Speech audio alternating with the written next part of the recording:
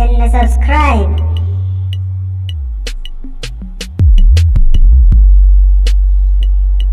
sannan ka danna alaman ƙararrawa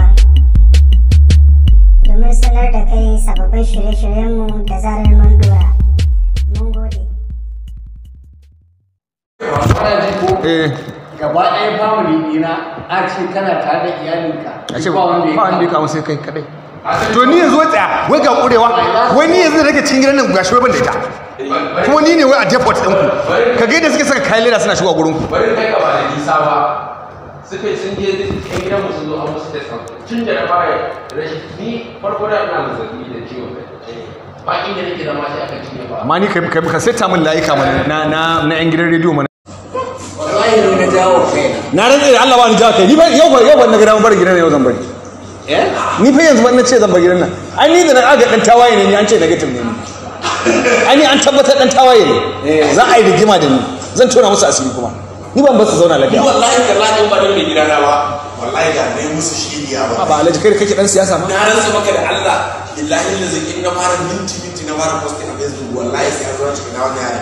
Ya da ta tabbire shi. Negative ne wallahi. Sai ka kira shi ba. A'a, da ya zo gida shi ke fara gaya mun ce. Wallahi na da kai ban san ka san na bar gida aka mai da kai tawaye ka koma gida.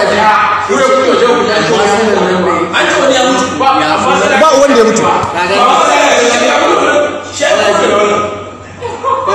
Gashi nan yanzu nan da je ya karba. Direban sa ba yanzu direban sai ka maka ba. Allah isa.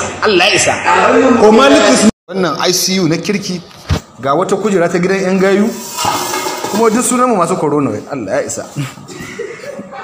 Wallahi kujeran ma hajjujjuya take yi. O ma kin yawa ka zo shi ake ka uwa. Ha ni in ka san daga dawo da hanan fa minti 10 ne. Wallahi minti 10 ne na dana. Na oxygen ne. Amma duka building din da iri ɗaya ne da namu. Building din da iri ɗaya ne da namu kawai.